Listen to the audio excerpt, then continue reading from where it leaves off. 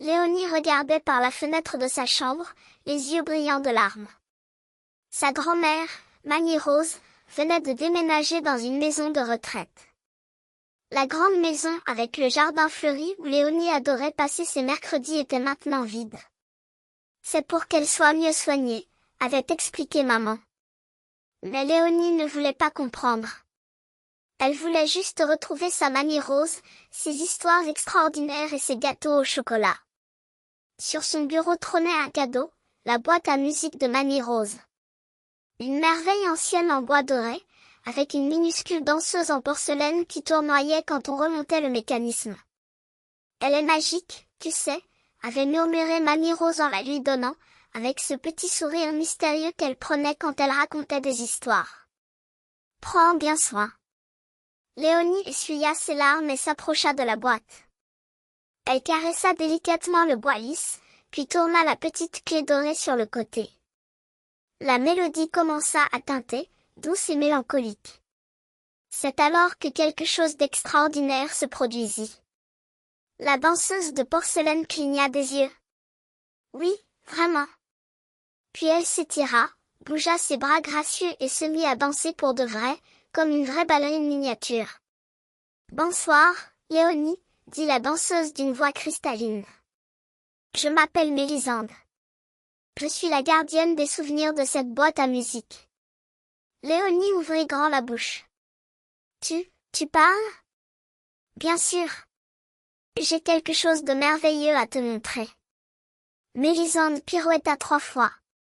Soudain, des dizaines de petites lumières colorées jaillirent de la boîte, des roses, des dorées, des bleues, des vertes.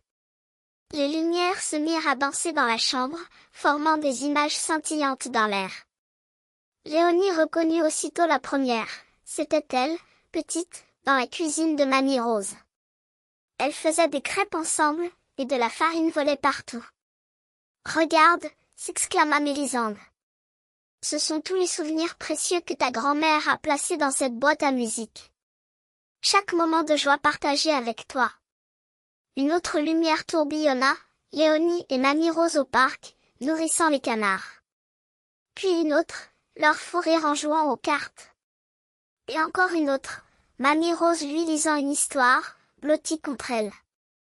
C'est magnifique, murmura Léonie, les yeux émerveillés. Les souvenirs sont comme ça, expliqua Mélisande en dansant au milieu des lumières. Ils ne disparaissent jamais. Même quand les personnes qu'on aime sont loin, même quand les choses changent, les souvenirs restent. Ils vivent ici. Elle toucha la boîte à musique. Et surtout ici. Elle désigna le cœur de Léonie. Mais Mamie Rose me manque tellement, dit Léonie. Je sais, répondit doucement Mélisande. Et c'est normal d'être triste. Mais chaque fois que tu ouvriras cette boîte, tu pourras revivre tous ces moments merveilleux. Et tu sais quoi? Tu peux aussi en créer de nouveaux. Quand tu lui rendras visite, ce seront de nouvelles lumières à ajouter. Léonie sourit à travers ses larmes.